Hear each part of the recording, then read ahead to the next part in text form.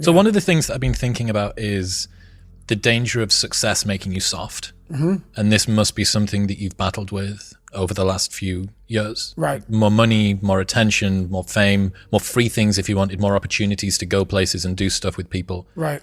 How have you dealt with this battle of success not making you soft? You have to cap it. You have to learn to cap success. So what I do is, like right now, I don't like doing podcasts. There's a lot of things I don't do that I have to do now to get the message out there to help people out. And what I mean by capping success, I believe everybody should live their life. So everything that someone says in life, take it with a grain of salt. Take what they give and don't be like, oh, David Goggins said this or whoever said this. No, do not take what I say and do exactly what I say.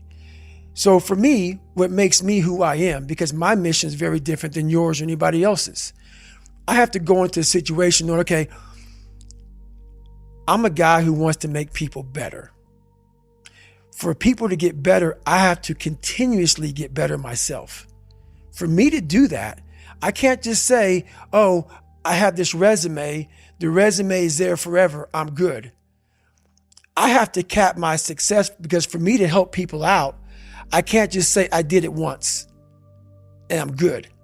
I have to continue to reinvent the wheel of the mind and figure out more and more ways for you to pull. Because if I have a cookie cutter message, it may hit 5 people out of 25. You just failed.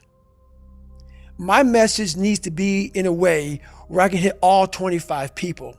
It needs to be broad enough to where all 25 people may not like the message, but they're getting something from it. And that is evolution. You must continue to evolve. And you don't evolve, for me, in my job, unless I cap myself somewhere and say, okay, you made this much money, get back to fucking work. It's time to get back to work. Stop hearing yourself talk. Get off the podcast. Don't be on social media too much. Cut out all the fucking noise. Get back to the fucking mental lab, because that's where the knowledge came from. So for me, I must cap myself so I can come back with better, more unique knowledge versus all that cookie cutter knowledge that's out there. That's why people buy the books I have, because it's not cookie cutter. It's real knowledge. The other thing now is, when you first started, you were a lone ranger. Right.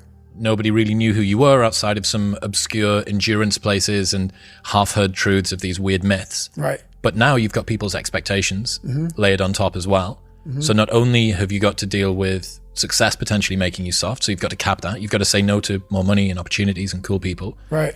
You've also got this extra layer of expectation that's coming through from other people too.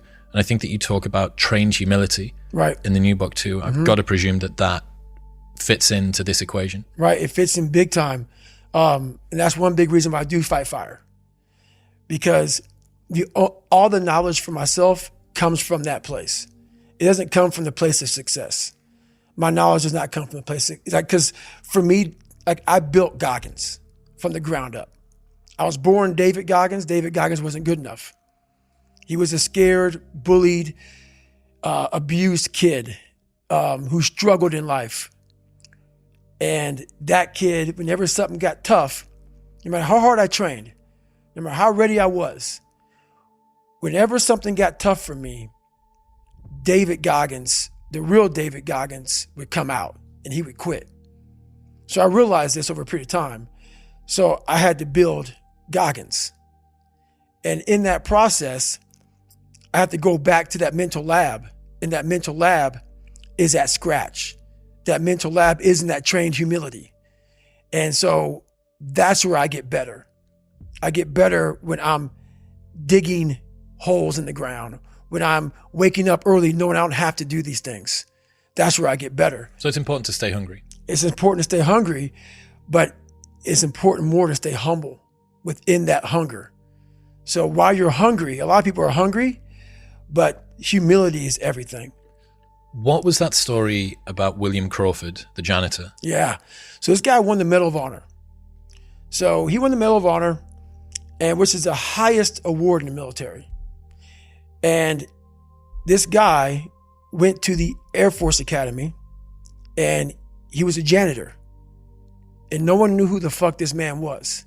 He had the highest award in all the military for heroics, saving lives, putting his life on the line. Could have been killed. And he is now basically, cleaning shitters for young kids. And we can all imagine how that probably went. There's probably some, little bit of taunting here and there. And he just sat there and cleaned the shitter. So that's why he's in my trained humility part, because for this man to be at the level he was and have that kind of humility to go, I'm a Medal of Honor winner, but I'm gonna put that in my closet, and I'm gonna pick up my broom and dustpan, and I'm gonna pick up, this rag and clean this shit for these young men.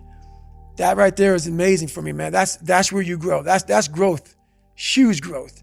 And also it shows that he was doing his job. He was a servant. He didn't look at himself any better than anybody else. And the second you do that, you totally lost. You cannot look at yourself like people with me even. I always look at people. I know where you are. I know where, because I've been there. That's why I help so many people out.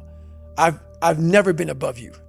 I've always pretty much been beneath you, and that's where my knowledge came from. So I know how to reach those people who are in the dungeon, because I've been there so many times.